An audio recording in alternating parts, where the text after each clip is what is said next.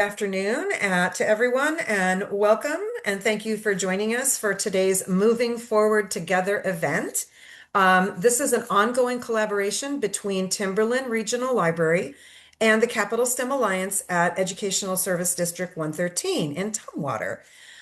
For the last several months, our partnership has focused on emerging and high demand and unique job sectors throughout our five-county region that most people don't think of when they are looking for a job, especially young folks who get out of high school, college, etc. Today, we're really excited because we're going to focus on tourism and hospitality professions as a gateway to a great career. Before we begin, I'd like to introduce myself. I'm Lori Thompson, and I'd like to thank Timberland Regional Library for co-hosting this event. Lily Grant, is our tech person, and she's going to record this episode, and then we'll be sending out a YouTube link to all of those who registered after the event. You are free to share those with widely, we hope. And just in case you miss an episode, Moving Forward Together series is recorded and placed on the Timberland Regional Library YouTube channel for free. All you have to get is a library card. You can access it at any time. And with that, we will begin. So our lineup is we're going to have we're going to have a keynote speaker, and then we're going to have a panel discussion, and I'll moderate the questions.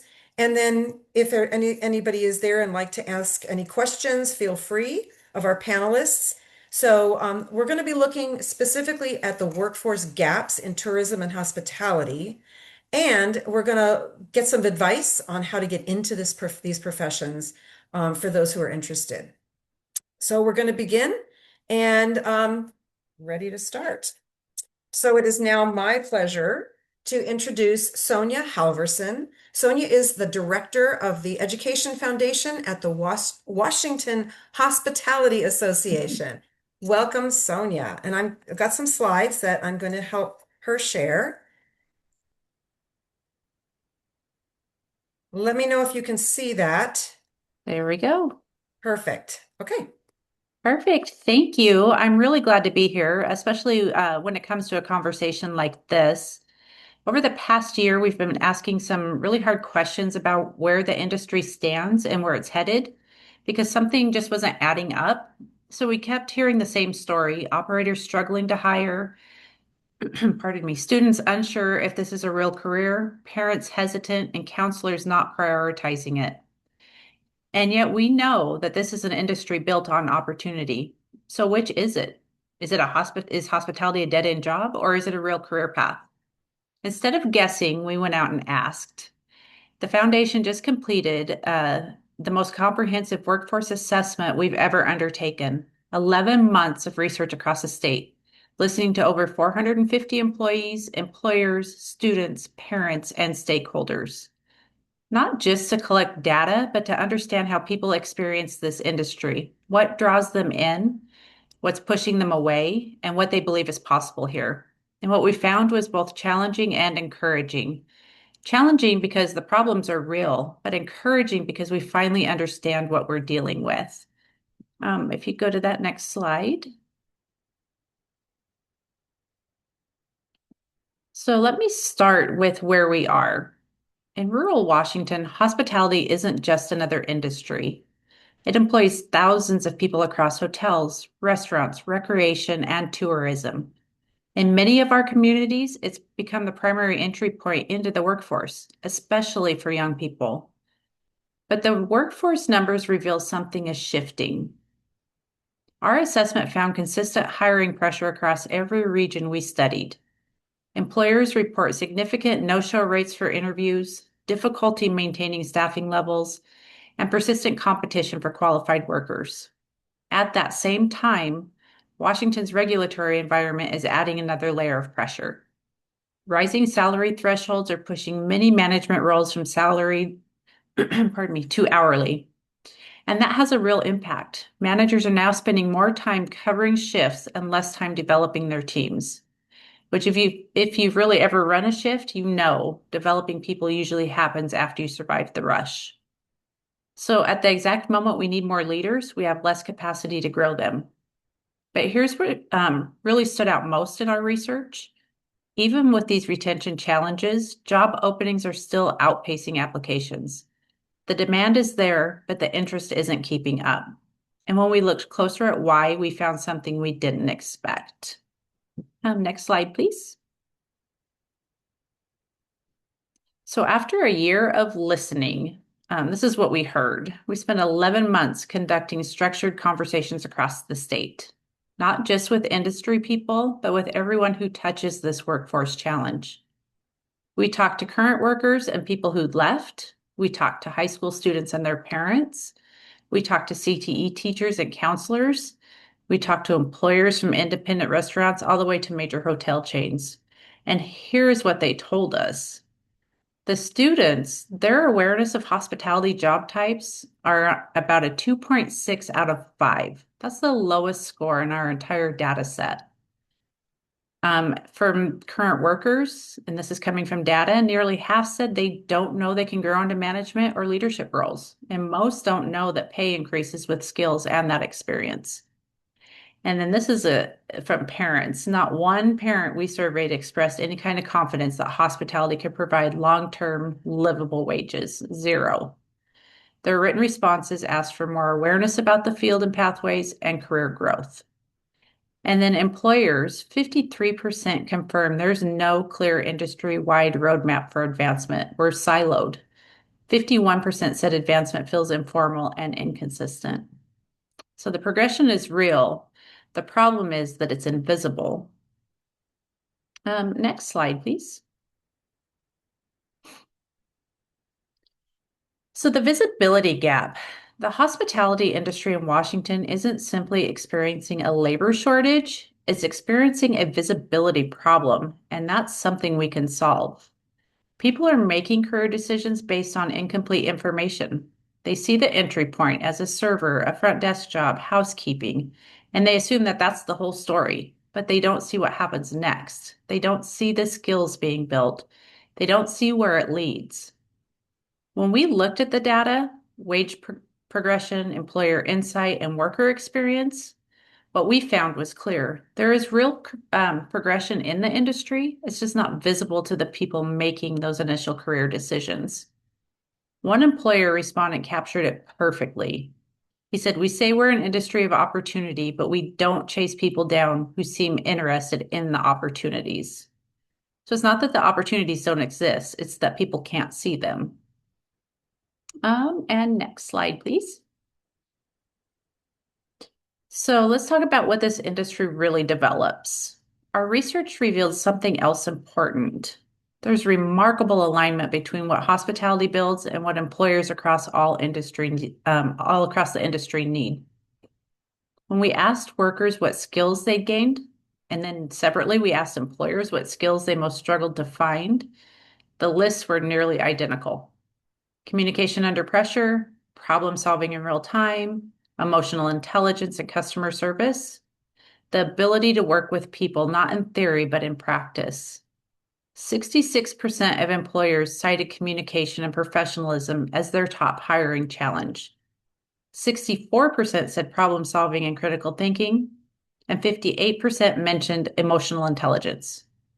Technical skills and digital skills came in at 16% and 9%. So the skills gap is behavioral, it's not technical.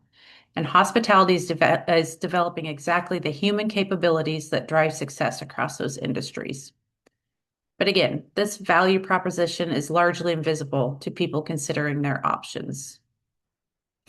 In urban areas, there are a lot of ways to get started in a professional career. In rural Washington, that's just not the case. That's where hospitality plays a different role. It's one of the few industries that offers immediate jobs, builds real transferable skills, and creates a path to advance without requiring a lot of upfront education or debt. When people don't see hospitality as a real career option, that's where we lose them. They leave the region or they struggle to find a way into a stable, sustainable career. And this is bigger than individual outcomes. This is about the health of our local economies. Our assessment identified what we're calling that persuadable middle. 48% of students said maybe to a career in hospitality, while 20% said yes. That middle group is large and it's reachable, but they need real exposure. They're asking for it. They need to hear directly from our industry, from the mentors in our industry, and they need honest information about wages and career paths before their opinions start to lock in. And timing really matters. Career impressions are starting to form in middle school. What we're seeing is by the time high school, especially in CTE programs, that's often the last real opportunity to influence the direction they take.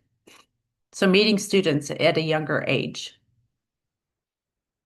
Our research also uncovered another big gap, and it comes down to how employers and workers define both success and training. Right now, most employers are delivering compliance and task-based training. They're checking the box, they're doing the onboarding. But at the same time, 80% of the employers also told us their workers expect training to be tied to pay increases or opportunities to move up. So both sides want the same thing, a stronger, more committed workforce, but they're not speaking the same language.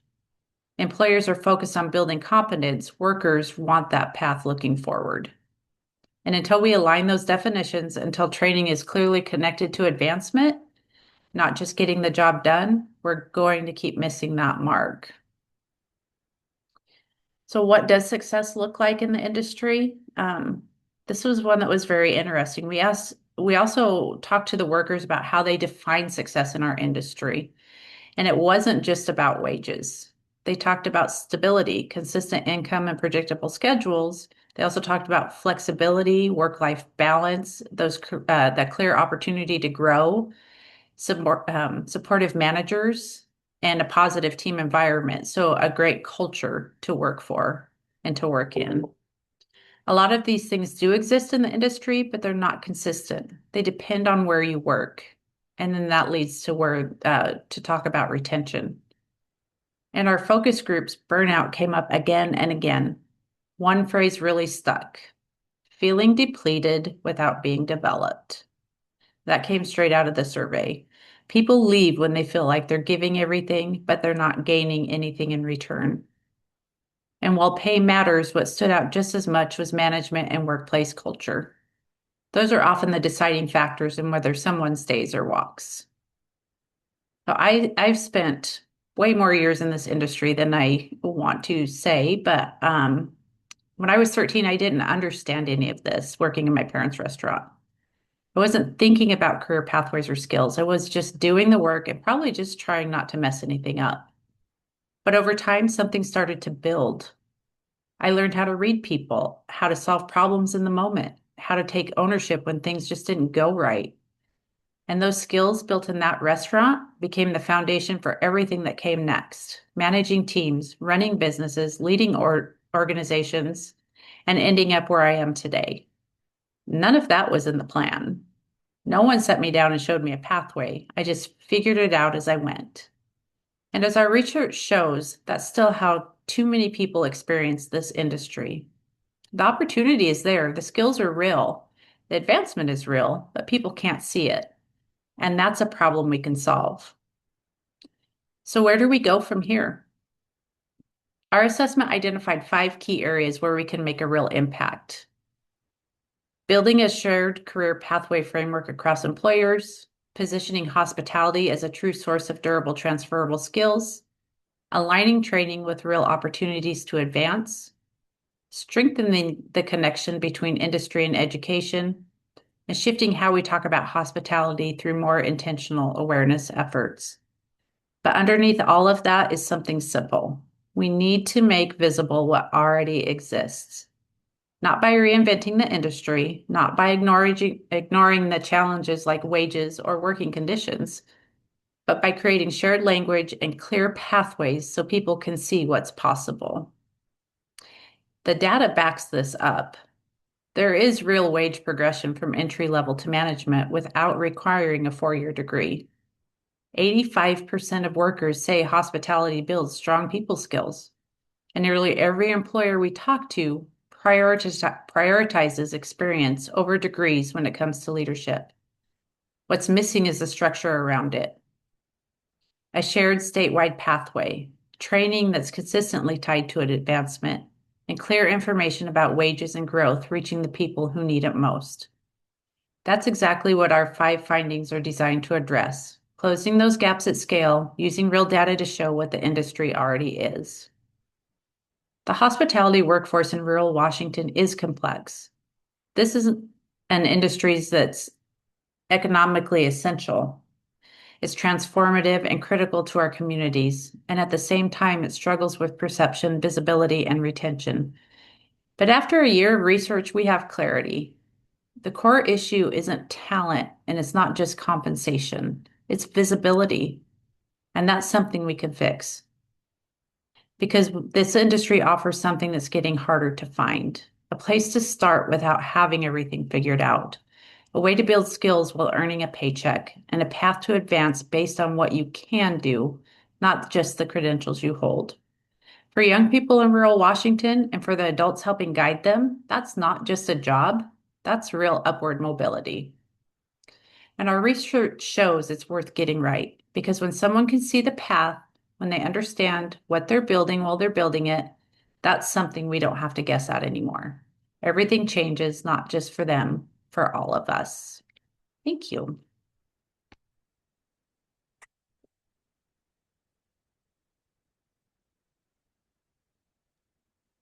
Thank you, Sonia. That was very enlightening. I have so many questions. I don't know if anybody else does, but I do. The very last thing you said, hospitality and tourism are not essential industries, but I would argue that they are because how else do we expand our economic progress in our region I without? that should have said they are essential. Did I say Okay. aren't? Oh my gosh. I am so sorry. They No, are it's fine. essential Maybe you did industries. say that and I just heard it wrong, but I think they're very essential. Oh, 100%. Thank you for catching that. And if I No, said it's okay. wrong, that is I horrible of circled me. that. Essential, essential. Yes, yes, Just- yes. Thank you so much. That was really great. Again, like I said, I have like 18 questions that I want to ask, but I'll hold off. And feel free to join us in our panel discussion if there's any other information you would like to get or to share. Um, does anybody else have any questions? Okay. Okay. Thank you again. And now we're going to go down our list for our panel discussion. Um, You're each going to have about 5 to 10 minutes, not total, but to start with, to introduce yourself, respond to the question, add any extra information you'd like to give. And as we move into the discussion, I will possibly ask follow-up questions for clarity, and feel free to jump in the rest of the panelists during the discussion. I think this is going to be a very lively discussion. And then we'll finish up with any last remarks. So I'm going to go down and introduce each person separately, and then I'll start with questions. So I'd like to welcome Tony Ensler, who is our Chief Operations Officer at the Quinault Corporate Enterprises. And then we have with him, let's see, did Mark show up? No, Mark did not show up. Okay, we'll hold good thoughts for Mark. We have Tiffany Turner, who is the owner and CEO of Adrift Hospitality, which largely is in our region is in Pacific County. We have Veronica Martinez, who is the hospitality sector lead at Pac Mountain Workforce Board. We have Kendra Skiles, who is the Director of Human Resources at Great Wolf Lodge. And with her, we have Joe Miraglia, the HR manager at Great Wolf Lodge. I hope I did not miss anyone. Okay. And I'm going to go ahead and talk. I got so many questions to ask all of you, but I'm going to go ahead and start by introducing one of you at a time, and then maybe with a question. And if there's anything that you want to add, please feel free. So we'll start with Tiffany. Um, Tiffany, could you describe some of the career opportunities at your many, many properties when you have so many of them? Yeah, no problem. Thanks everybody for being here. Um, I'm Tiffany Turner, CEO and co-founder of Adrift Hospitality. We have 9 properties, but we started with just one about 20 years ago with one half-time employee. So we've grown and our employee base has grown with us. We now have about 180 employees. And we have a lot of different career opportunities, and we are in rural Pacific County. And so we have had to get really creative with our workforce. A lot of what Sonia has talked about hits home with us. One of the things that we've done is created a really strong youth workforce development program and pathway. We have careers in construction in our company. Our construction manager started out as a part-time housekeeper in high school, and he's now running a construction crew. We have our vice president of Washington operations. She's done about everything in our company. Also started out in high school. She has worked the front desk. She was an executive assistant, and now she runs all 3 of our Washington properties. All of our properties have general managers, and then depending on the size, they have managers under them.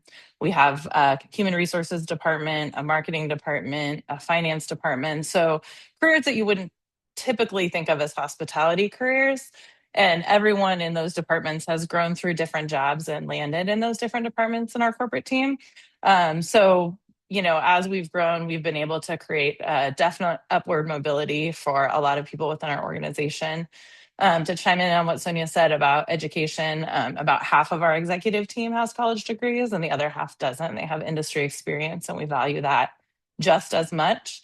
Um, we have a lot of policies that really are designed to create longevity. We a couple of years ago implemented a sabbatical policy. So after 7 years of working with the company, you get a paid month off, and we've had about 24 employees take advantage of that. So we really encourage people to stay with our company and have fun while they do it and grow. Thank you. I have a quick follow-up question. It sounds like you've had lots of opportunities for advancement within your organization. I mean, with 9 properties, of course. How do you maintain that growth culture, that positive growth culture with your staff? Yeah, I mean, growth is one of our values, and we really focus on all of our stakeholders, and our guests are definitely one of our stakeholders, but our employees are our main stakeholder, right? And so they're the ones taking care of our guests. So we have a lot of different opportunities for employees to get involved. We have a diversity, equity, inclusion, and belonging committee that meets.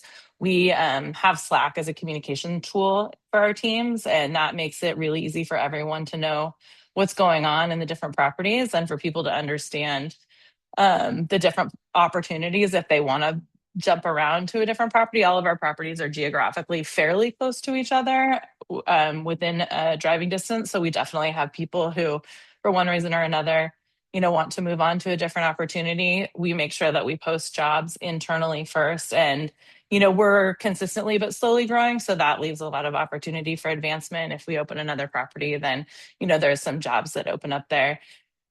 We also identify through our review processes employees who are interested in different opportunities, growth opportunities, and we have, growth opportunity plans with them. And our HR department and their manager meets with them regularly to talk about, what they need to work on to grow into their next goal. And then when something arises, we put that opportunity in front of them first.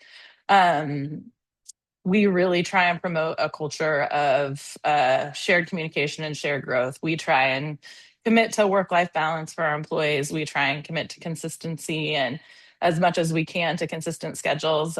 We don't expect that people are their work is their life. We want people to have a life outside of work, and we want them to come to work and have fun and do their job well. And so that means we have to meet them where they're at and try and help provide that culture. And you mentioned that culture and how advancement and all the opportunities that employees have, and reminded me of what Sonia just said about visibility, letting employees know that this is how you are and this is what you support. I think that's a really um, important fact to be able to like share that. And I think in all of your lines of work, visibility is probably the key. And it would be great to have that outward facing as well. Um, and I'm just curious about that because you're right. A lot of folks just don't seem to see from the outside that tourism and hospitality are great industries to be in, and you can grow within those industries and not have to move around a lot. So I appreciate you mentioning that. That's really important. And I'm going to come back to you. And I have a couple of other questions, and I'd like to focus on the visibility piece and then some other aspects of what Sonia said. So I'm going to call on Kendra and Joe, so feel free to jump in there and one on each other there. What I'd like to ask you is about transferable skills. So at Great Wolf Lodge, and I'm sure at Tiffany's employment opportunities, you all value transferable skills in an employee. So Kendra and Joe, can you talk a little bit about how a young person could gain transferable skills, say, in one aspect of your organization, and then stay in the organization and yet utilize those skills in another way without having to leave or go to another place of employment? Just curious. Are there opportunities for people there to gain transferable skills? Um, Joe, I wasn't sure if you wanted to answer that, but I can kind of jump in. I'll start, and if you want to add in there. We definitely have opportunities for transferable skills. I think most of our positions that people are coming entry level into, these skills are the skill set we're looking at first. I'll just start there because we talk about great presentation too, by the way, Sonia. The research was really great. The parents not knowing what they need, nobody understanding what the industry is about. That's what we struggle with the most when we interview people for an entry level position and trying to explain um, what your future could hold. And transferable skills, these are going to be like real soft skills, right? Like you need to be able to work in a fast-paced environment, especially for Great Wolf. So as compared to maybe some other hospitality places where you might have, some really big rushes, we're kind of rushed all the time. And so somebody who is a problem solver, and that can mean a lot of the different things, right? You just have to be able to figure out a problem. Now, you could do that in food and beverage, you could do that in retail, you could do that in at front desk, you could do it in housekeeping. We're really just problem solvers for our guest to make sure they have the best experience. Even in culinary, they're problem solvers all day. So I would definitely say that's a transferable skill. They need to be okay with people. The people skill, that is a skill that we are seeing a lack of, is coming into it where they're having a really rough time um, having a conversation or looking at somebody in the eye. But I would definitely say utilization also of technology is a big one. We use a lot of technology here, and it doesn't matter the job you're doing. It could be engineering, it could be any of those. Those are all transferable skills that we're looking for. And that I think would be important, that in the opportunity to go to other places. And I will just say you touched on Lori, and I think Tiffany too, on the progression where people can go. I think we've talked about this before. We have several of our director team who started out, like our director of guest services started out years ago as a lifeguard, part-time lifeguard. She's not formally educated, but she learned all of her experience moving around in our building. um, our director of engineering was a public area attendant. Our director of housekeeping started out in retail as a supervisor and moved her way up. My own HR team, she started out in pizza. She's now in HR. So, so there's definitely, I think if you have to be very driven and you have to be okay in a fast-paced environment. I don't know, Joe, if you want to add on to that. Yeah, sure. To just to echo onto that, going back to Sony's presentation about what top employers are looking for right now in terms of the skills gap, the areas in terms of emotional intelligence, critical thinking, and just general people skills, those all come all in very handy in our hospitality industry. So even if an individual isn't necessarily planning on a career in hospitality, building those foundations of skill sets, you can't find anywhere else. You have to kind of in practice do it, and I think our field delivers that.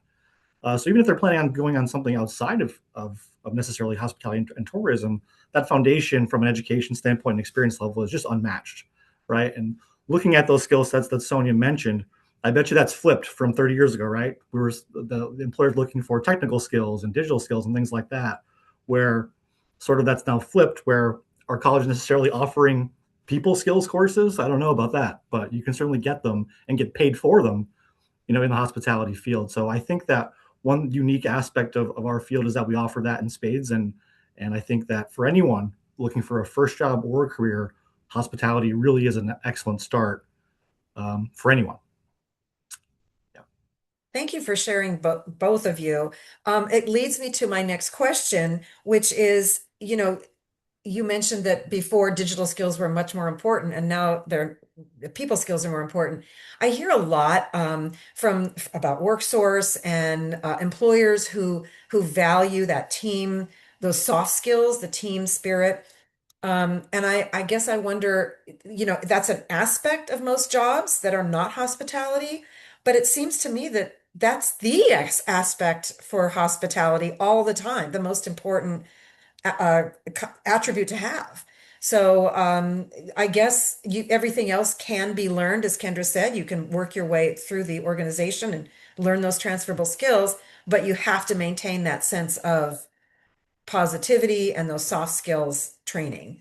Um, and I guess that's something that a lot of people don't think about, that it is the most important thing, being able to deal in customer service. Um, it seems like it's really important. And I guess my next question has to do with that. What do you see the role of AI doing to this industry? I'll take that one. I'll do my best to take that one, Lori, Okay. right? I think, again, the unique part about hospitality and tourism, I think that there's a part of that that just truly cannot be replaced by AI, right? I think people long for social experiences at the end of the day, no matter what, especially when they're off and need something to do and want to go somewhere. At the end of the day, that human experience is sort of unmatched, right? Now, can you replace certain customer service aspects, make things a little bit quicker, things like that with AI? Sure. I think there's room for any of that in any field. But at the end of the day, I think hospitality is unique in that there will, in my opinion, always be some type of need for that human interaction and that human aspect and the critical thinking aspect of your stay and what's going on. And sometimes you just want to talk to a person, right? I think we've all had that experience where you're experiencing some type of customer service difficulty and you're like, can I just speak to a human being at this point, right? And I think that in the hospitality industry, certainly that will always be an aspect, in my opinion. But as far as the future is concerned, with everything else, who knows? But um, I think we're a little bit safe for now. Kendra, did you want to add to that? No, I think he said it pretty well. I will Okay. say that Great Wolf takes the standpoint that we were really encouraging AI with our leadership, and really just because we're so busy and to have that human interaction and to allow that time. So we're encouraged to use AI for the things that just can be done quickly and to help us, not to take over our jobs, obviously, because we do have such a human aspect to our job. And so we're actually encouraged to use it. And I think it's pretty fun. We use it, daily for things here and there. And from the customer aspect, that's tricky getting them in the building because they can just AI what's the cheapest place for me to stay. And so that is a concerning for the industry in general. But once they get in the door, it's really the personality and what we're bringing to them once they get here, which I think is still something that our industry should focus on, customer service, like you said, Lori, and those things are just so important once they get here. So. Yeah, very valuable skill to have. And I mean, I don't know about AI overtaking your industry, but I hope it doesn't. Not completely, anyway. Thank you both, and I'll come back to you as well. So Tony, my next questions are for you. I have a couple of just basic ones. How you are on Quinault land? How does Quinault Beach Resort recruit and train tribal youth? How do you put tribal youth first for success? Great question. We have, because we're a tribal owned organization, because most tribal enterprises are actually owned by the government on which they serve. We have a policy that's called TARO, or Tribal Employment Rights. And because of that, we have to look at our applicant pool a little differently than, say, out in the general public. We do have to have preferential treatment for tribal or tribal members. So if there's tribal youth interested in positions, we would be able to sort them out and then give them preferential treatment or training in hopes that they will get into the position that they are applying for.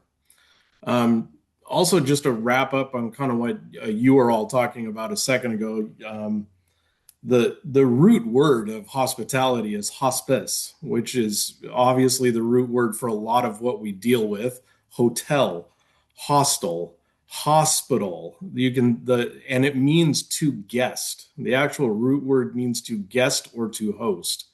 So when I hear of hospitality, I really think more, as we've mentioned it a couple times, customer service. And that is a soft skill that we look for in all of our acclimat pools.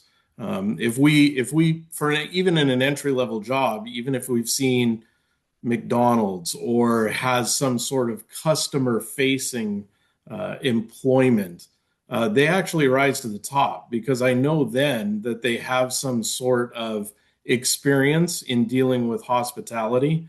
And that just isn't in our, for example, our resort and casino. We look at hospitality at every level. Recently, we are one of the largest docks when it comes to seafood landing. We land over 4 million pounds of tuna and 3 million pounds of Dungeness crab across our docks. However, those dock workers, those boats can go anywhere. They can absolutely deliver to Trident Seafood. They can deliver to other places. And we put them through a hospitality type of training so that they work better with those boats, communicate with those vessels, and ensure that they're providing good hospitality customer service focus. And through that, we've actually heard from captains that they prefer us. And so, because of that hospitality focus, we've been able to increase revenue even at other places that would not really be considered hospitality focused, like a dock worker on a seafood plant.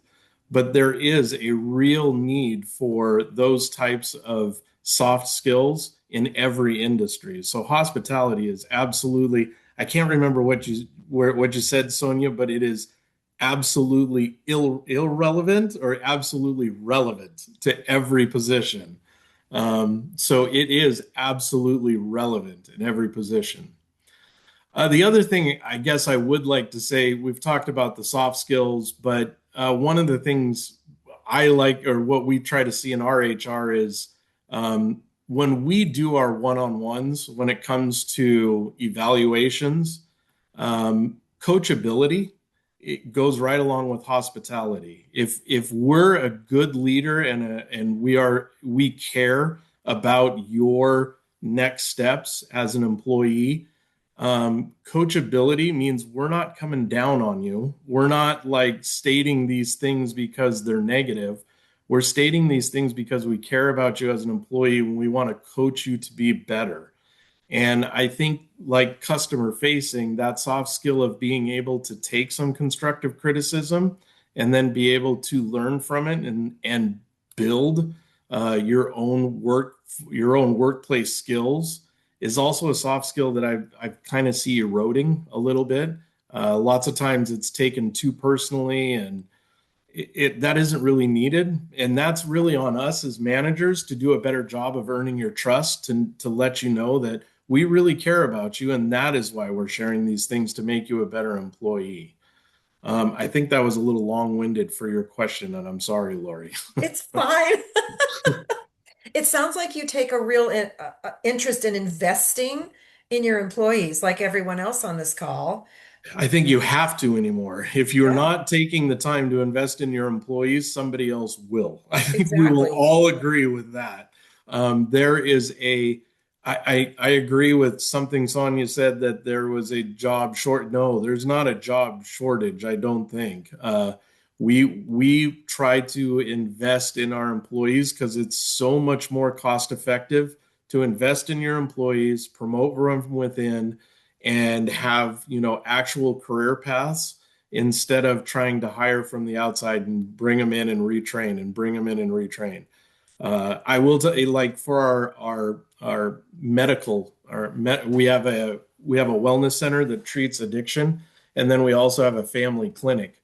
There's no way we could operate either of those facilities without absolutely taking care of our employees, because to bring in RNs or to bring in substance abuse, it's almost impossible.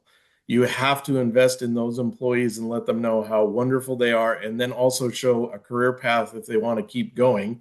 For example, if you have somebody who wants to get into being a substance abuse counselor, you have to have that in their career path over the next 3 to 5 years, or else they will get the training and go somewhere else. And there's a huge demand for medical right now.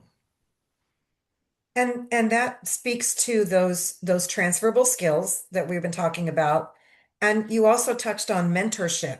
So those opportunities for advancement don't just come from the employee side wanting to advance, but they come from the managers and the more senior workers who are mentors to those newer employees. It starts at the shift supervisor at a C-store. I mean, you have to be able to have those, any level of management or any level of direct reporting has to be able to, cultivate a team around them that is successful. And to do that as their manager, you have to cultivate the same type of mentality.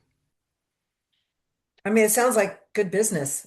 So, It's it's kind of the only way to do business, or right. because I mean, when we budget, and I'm sure it's the same for everybody here, when you budget, you're budgeting now for employee retention, and you have to budget for and spend on employee retention. It is qualified applicants and actual talent level is a scarce commodity, and you have got to budget and plan for. We even write actual business plans to actually how to retain and attract new employment. So I'm curious of all those that we've talked to so far. There's a saying, happy workers equal a happy work environment, right? Um, do any of you have any data or even anecdotal data around how effective your employees are, if they're happy, assuming they are, as spokespeople for your businesses? Like, is that like good marketing? Just curious. We don't have data in general. We offer a retention bonus to our managers if they're able to retain an employee for 6 months.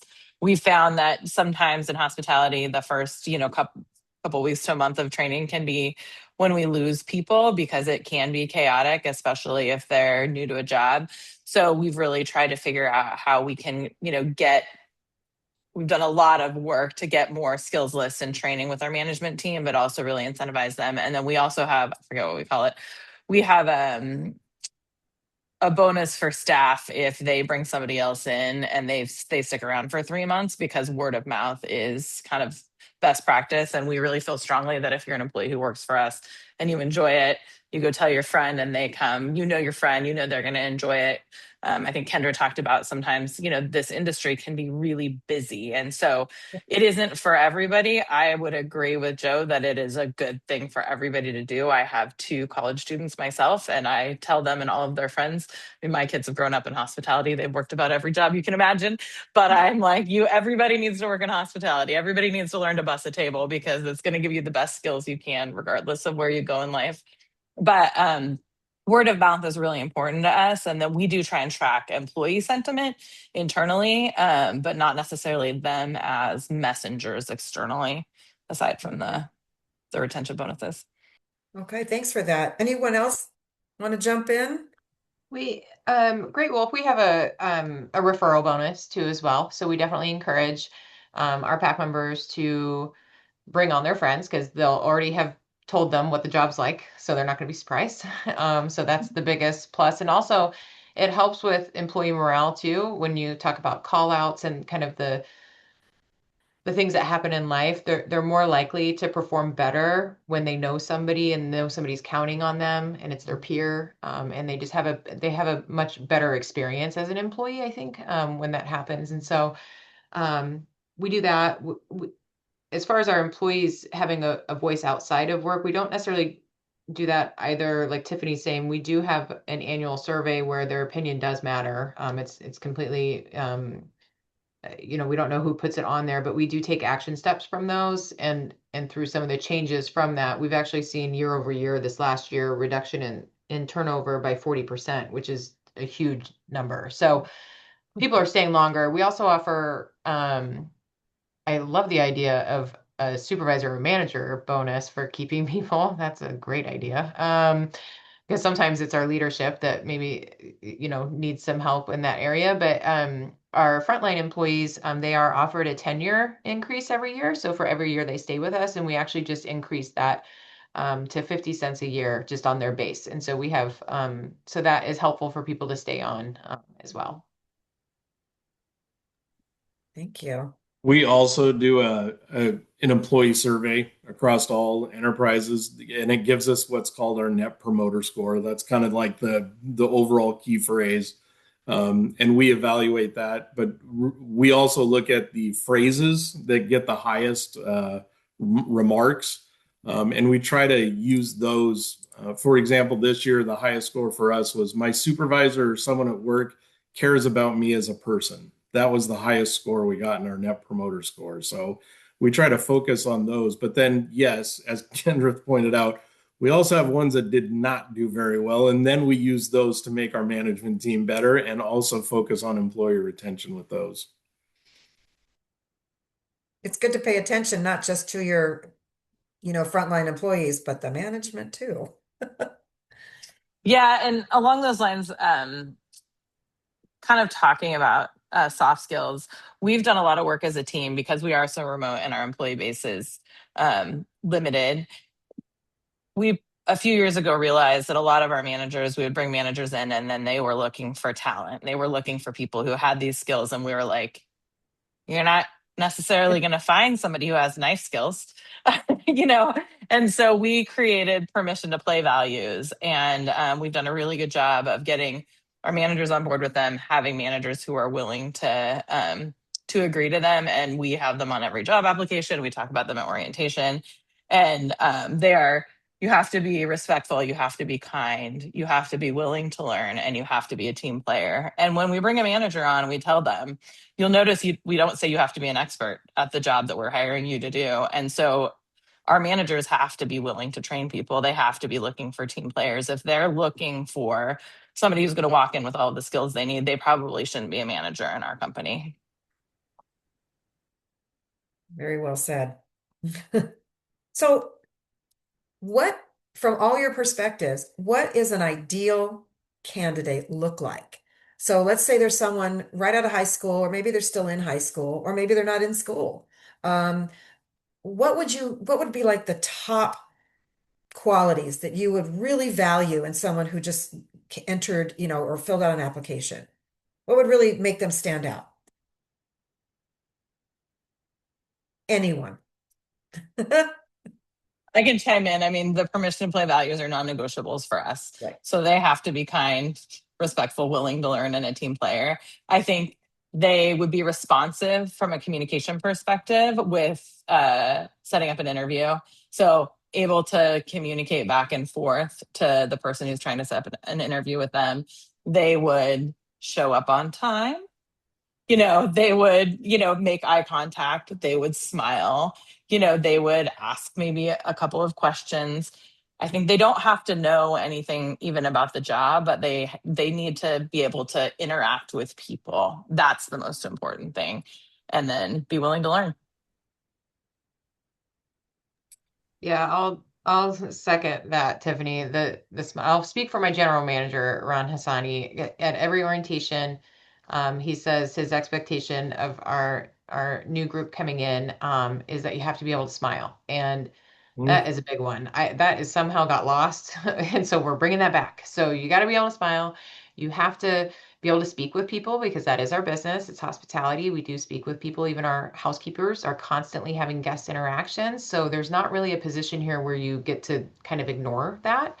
That's a big one, the smiling. And then we really focus here on the same. We don't have a fancy name for it, Tiffany, but I like your name for your training program. But we definitely are hiring for the person, and we can teach you any skill. We can teach you all the jobs here, and we're willing to do it. But it's really the ability to or want to learn. If you're eager to learn, you're eager to solve problems, and you're eager to just kind of soak it in. Those are the biggest things, and being able to smile. We can teach you all the rest.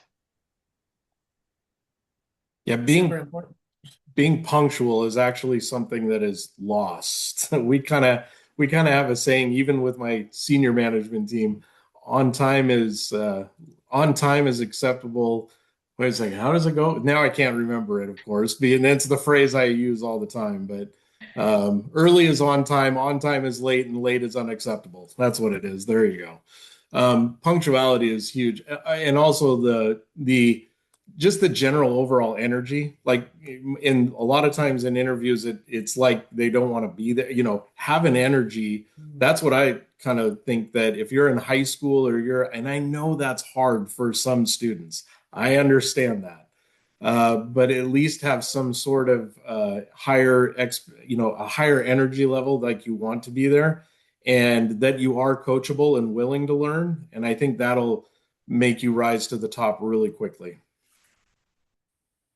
Okay, for those who are watching this, take heed. This is important. So I'm getting to Veronica. I'm just trying to set her up with the right questions. So my last question to the panel on the first round is, what are some of your most important recruitment tactics? How do you market yourselves to a prospective candidate?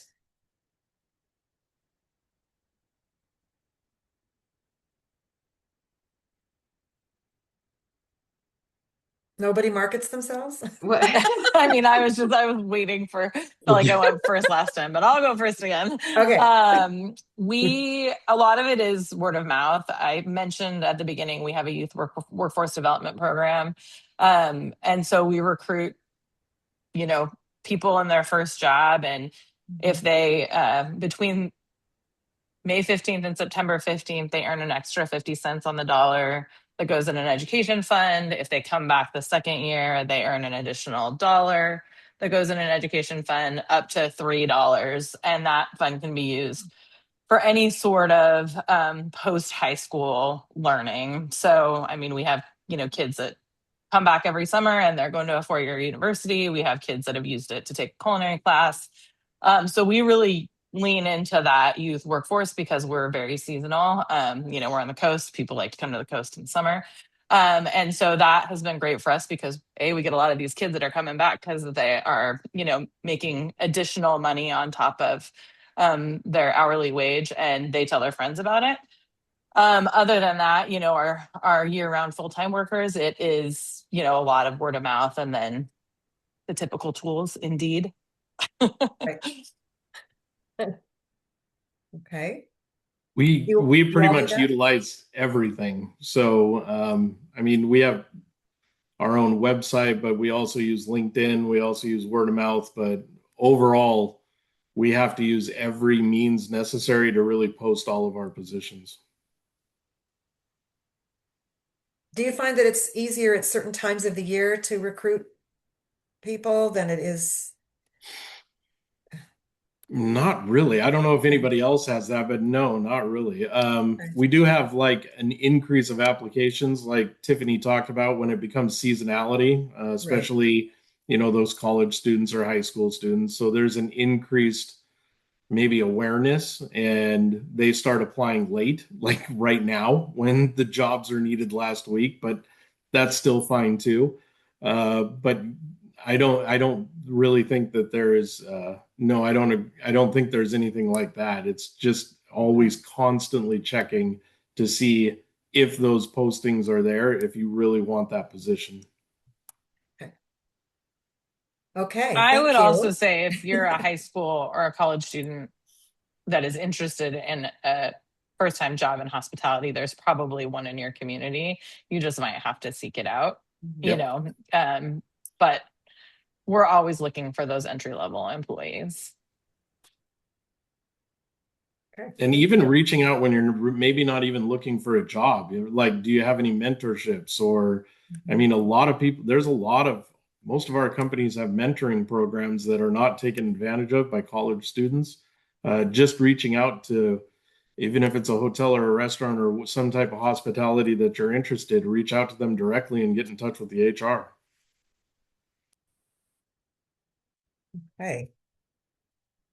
Thank you for sharing all that. I'm going to move into the workforce development side of this. I'm going to introduce Veronica, and actually, I'm going to let her introduce herself. Veronica, could you tell us a little bit about Pack Mountain, what your role is there, and from your side of things, how do you get, I know this is a lot, how do you get a potential employee into this industry? Yes, good afternoon, and thank you, Lori. So I'm Veronica. I am a sector lead for hospitality and tourism for Pack Mountain. Pack Mountain is Workforce Development Council, and we cover 5 counties. So we cover Mason, Pacific, Thurston, um, Grace Harbor, and Lewis County. And then one of the roles that I have is engaging with the employers. I verify what is the mission that the employer has. I do my digging, I do my research first on what is the job opportunities that they have online or in any other form. I verify what is the skills that they're looking for. And once I do my research, I do reach out to the employers to verify how we can collaborate. What is the need that the employer has with the talent search? And we have some talent that we can offer to the employer. I verify what are the skills that are needed, what does the resume look like, because depending on the industry, we have learned that the resumes are different. What certifications, depending on the positions, what openings they have, and then I talk about the different programs that we offer.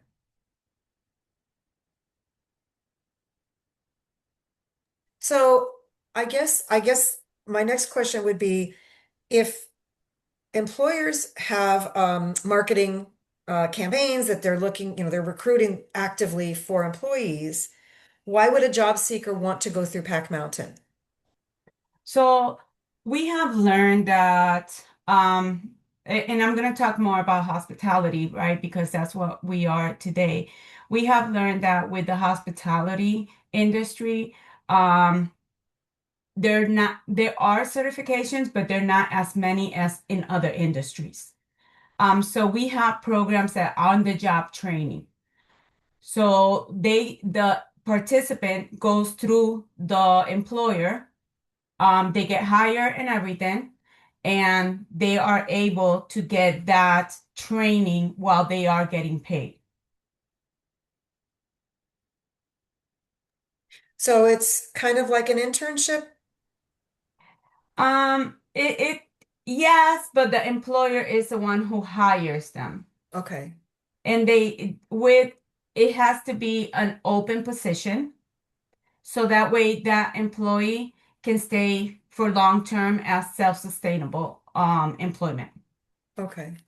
So if someone is not 100% sure that that's what they want to do, work in hospitality or tourism, they would want to go through Pack Mountain, maybe on a Yes. short-term basis. Okay. And the beauty of our program as well is that we have the conversation. Now I go to the piece of the participant. Mhm. So we go through the assessment. So we have workshops. They can go through all of our workshops to identify what is the industry that they wanted to go into.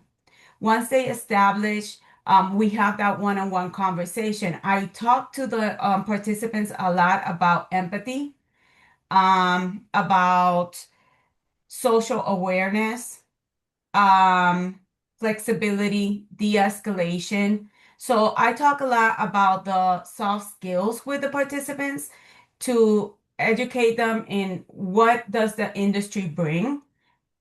My background is I grew up with food production and hospitality within my family. And with everything that I have learned talking to the employers of what are the skills that they're looking for, that's the conversations that I have with the participants. Once I have those conversations with the participants, we identify what is the employment, what is the sector that they want to go into. Mhm. Okay. And you had mentioned certifications.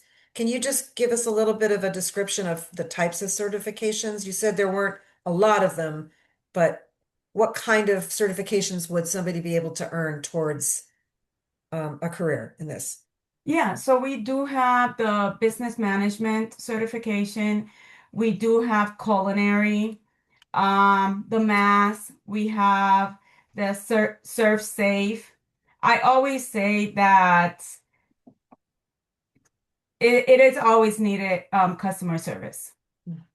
Like everybody in the panel have agreed that a smile is very important. The personality, the presence, being able to be present when that person that guest is talking to you. Those are things that are very important. So we do have then we have leadership skills and training as well. And we do have and this is across very many industries is accounting. So we do have certifications in that area as well. Okay. So you're helping HR, them feel become more valuable to the employer yeah. along the way. So once an employee does get hired, does Pack Mountain continue to support the employee? And if so, how? Yes, we do continue to support the employee and the employer. Okay. We life happens, and sometimes there's barriers that come up that once I always say, sometimes when you get your first job, the first week, there's so many things that can happen. So we are there not only for the employer, but we're for the employee. We follow up. We make sure that if they don't have transportation, how can we work with that? If their car broke down, how can we assess that and give the resources that they are needing to be able to continue their employment? Having that conversation with the employer and giving that support to the employer as well. Okay. Thank you. And I see a variety of organization sizes here tonight. Do you specialize in working with larger employers or mid-sized employers or smaller? I mean, is there an ideal? I work with everybody. Okay. Everybody that has employees, I work with.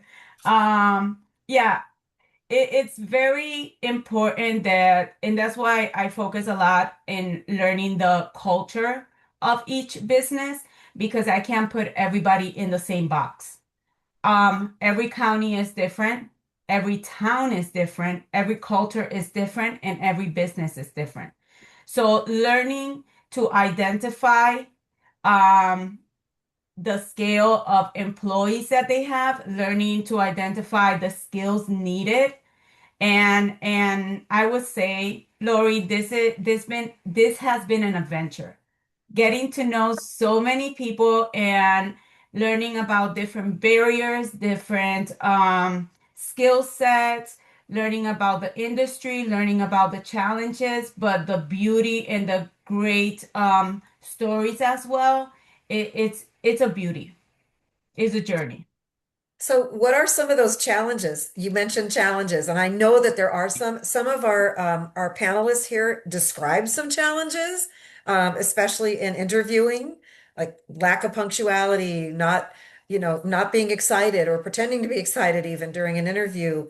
What are some of the other challenges that employers would face in recruiting and retaining an employee? Yes.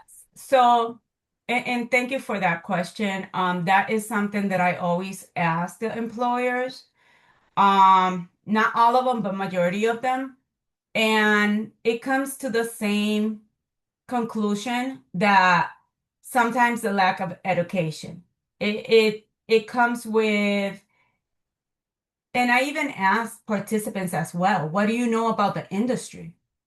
And it's like it's just a seasonal job. I would not be able to grow within the company. So, having that conversation about the entry level or the other positions and how you can grow in the company and verifying which positions are long term versus those that are seasonal. So that education piece is something that a lot of the employers come back and tell me that it is a barrier. And then the other one is work ethics. Okay, tell us a little bit about work ethics. What? Like Tony said, being punctual, so being on time, it's one of them. The other is the accountability of if you're not going to go to work, having that phone call to your manager. Mm. Um, and then I think those are the two biggest ones that I hear from the employers. I also heard constructive criticism. A lot of folks have a difficulty taking constructive criticism. And that was why I had asked that question about mentorship. Do you provide some sort of coaching once I mean, do any of you provide any sort of coaching if an employee is struggling? Is that something Pack Mountain does? Is that something that each of your organizations does? So I would say for us, we have a team. We have the talent recruiters. They work with all the barriers. They work with soft skills. They work with knowledge skills, and they work with all those pieces with the potential employees. Mhm. And once they are ready and they come to the sector lead, myself, I work with them when it comes to different scenarios, how to react, what can happen. Because I'm hearing what the employers are saying. So I want to make sure that I am delivering that message in a very constructive way to the future employee. Anybody else have any coaching type things? If someone, I mean, I'm used to hearing about progressive discipline, so I'm trying to get to the other side of the coin where it's more supportive. Um, if a struggling employee, you don't want to lose someone from that pipeline, but you know, you want to see them succeed. Say, without saying a whole lot, just because it's people's employment. Joe and I do this all day long. Mostly Joe, Okay. actually. He's probably not wanting to pipe in, but we are constantly providing coaching and coaching our leadership on how to coach their employees as well. Because I wouldn't call it like criticism. I would just call it, feedback, or somebody else called it Okay. feed forward one day or something like that. Like it's if somebody doesn't know what they're doing wrong, or somebody doesn't know what direction to go unless somebody tells them. So I definitely believe you should just address something right away if they're not doing something right, and the ability to just learn from it and move on. We don't try and dwell on those things. So that's something Joe definitely coaches our managers and directors every day. He's got somebody in his office and he's helping them to help teach their employees and coach them. Yeah, to piggyback off of that, what I see a lot of is, yes, coachability is definitely certainly an area that's changing, right? Our workplace is changing, and what the expectations are of an employer is rapidly changing. But what we do see consistently across the board is that the relationship between an employee and their direct report, their boss, whatever you want to call it, is crucial for that person's success, right? So I'm pretty tough on our leaders, probably tougher than we should be, but tough in terms of consistency, making sure that they're being consistent in their approach, that they are are having difficult conversations when necessary and not shying away from that.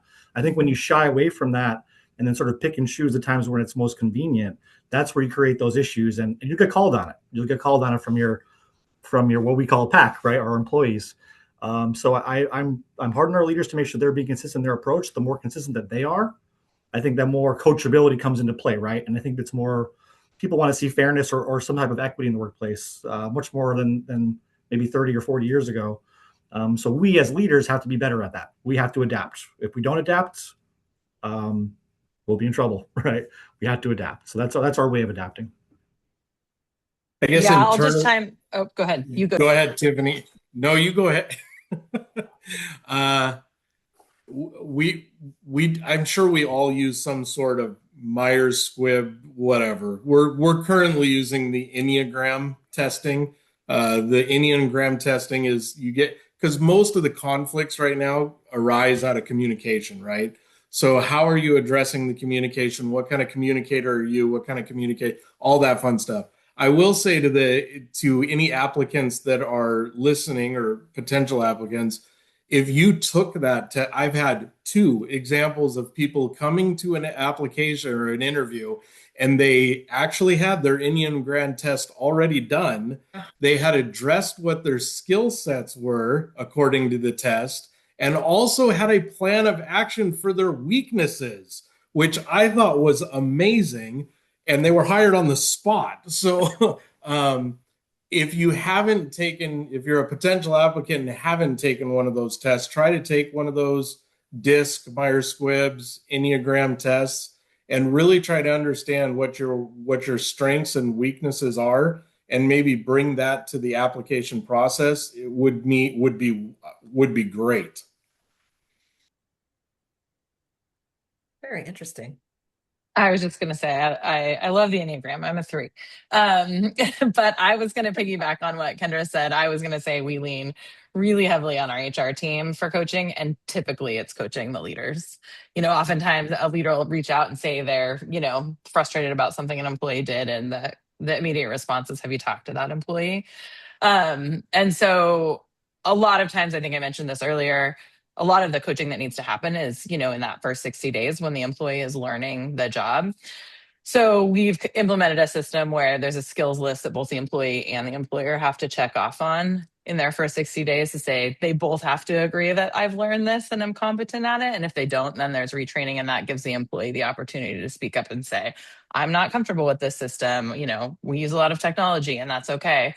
We also have a 30-day check-in that our HR team does just with the employees. So we're trying to head off some of those, like, after 3 months, the manager's frustrated or the employee's frustrated because they're not getting the training that they need, and really over communicate with the employee in those first 60 days.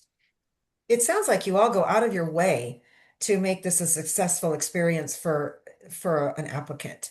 I mean, I've talked to a lot of folks in different sectors, occupations, and your occupations seem to be the most dialed in to personal relations and emotional intelligence.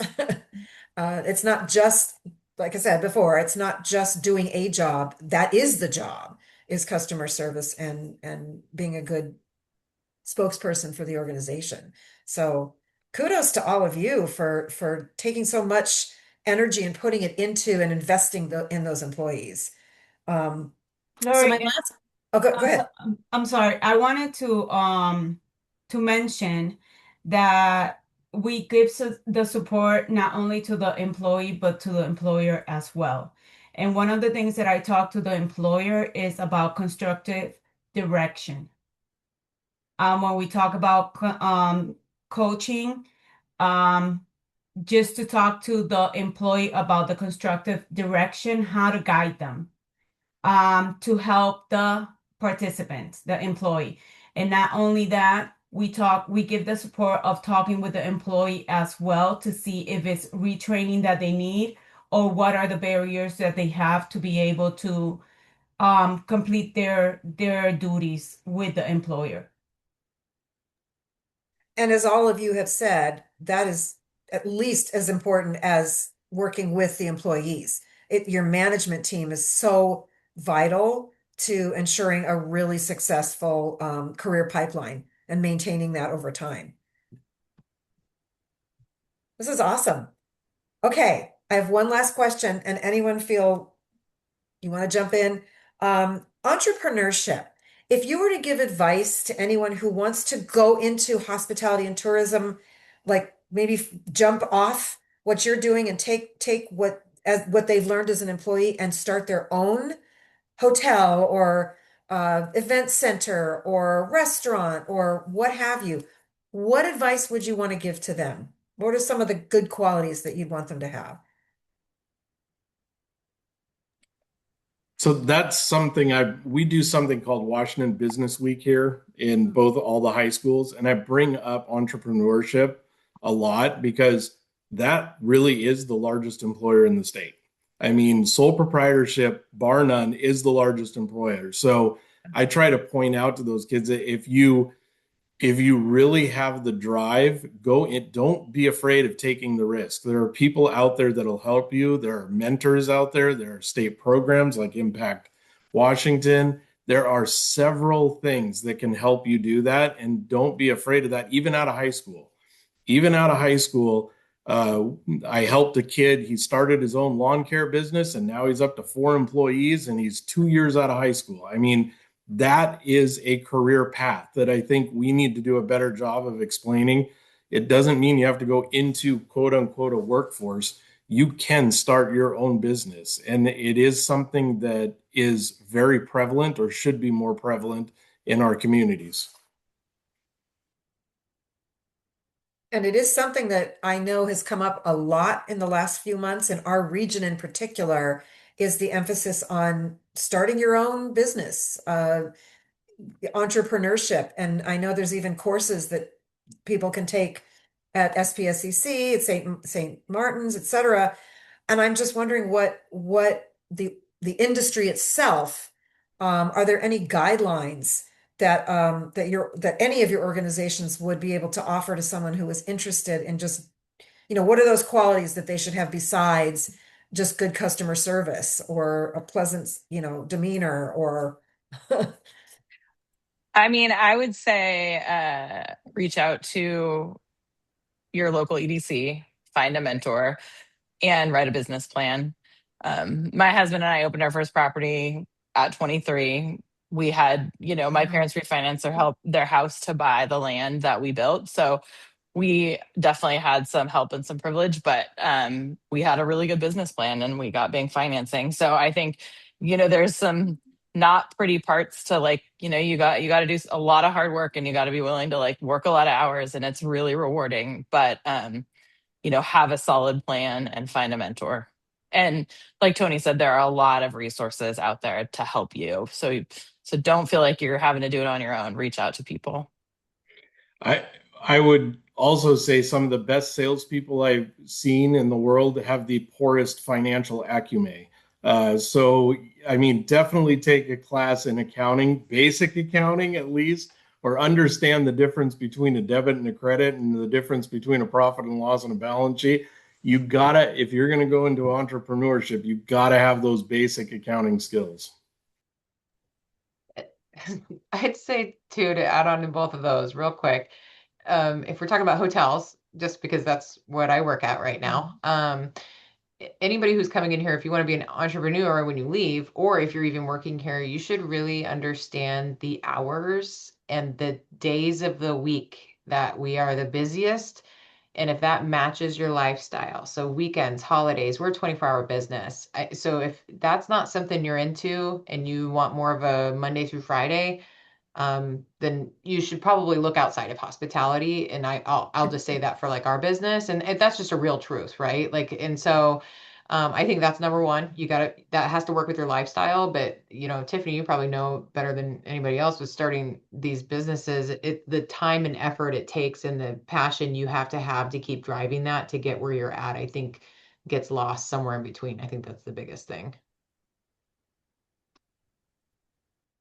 So Sonia, as the director of the Education Foundation at Washington Hospitality Association, would you have any advice to give anyone who is interested in becoming an entrepreneur or starting their own Oh my gosh. I I didn't can mean to say put you on from the spot. Just experience buying a restaurant during COVID to make sure you do your homework.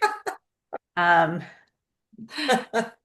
it was great. I had a great time with it. But yeah, it's like Tiffany and Tony said, make sure that you get a mentor, make sure you do your homework, make sure you understand because everybody has the dream of owning a restaurant and the passion around it, but you really have to understand what goes into it. You have to put in the hours. You're going to learn a lot of grit through it, but definitely do your homework. Don't go in blind. yeah, and as Kendra said, it's not a 9 to 5 job. Mm-mm. It can be a 24-hour job, just like any other small business, only even more Yeah. so. But it can be so rewarding too. It really, really can. Just make sure you understand what you're getting into. Thank you. Any last minute statements you like to make or messages you any of you would like to get across? Feel free to reach out if there's anything that any other questions we can answer, or any ways that we can support the workforce or Thank young you. entrepreneurs. Yeah, I know they're out hopefully, there. there's a contact sheet that goes with this or something, but I'm sure we will all say feel free to reach out to us. Okay. Yeah, all of your information should be on I'll talk to Lily about that and make sure that people have access to your emails if they're interested. And for those that are interested in Pack Mountain and all the services that we have to offer, we have a page for the employers and the potential employees that it is Opportunity Begins Here. And that is a very good site that has different resources. Like I said, not only for the employers, but as well for those that are looking for employment and Thank you so training. much. It has been such a pleasure to have all of you here. You are all so knowledgeable about what you do. I knew this was going to be fun. I'm really looking forward to learning as much more as I can about hospitality and tourism, and it sounds like you are the people to talk to. So I want to thank Sonia for her keynote and all the data you gave us. And I'd like to thank all the rest of you for being such great spokespeople for your sector. And I guess we can wrap it up. I'd like to thank Lily for being our tech support today from Timberland Regional Library. And as I mentioned before at the beginning, this episode will be recorded and placed on the YouTube channel at Timberland Regional Library in a day or so.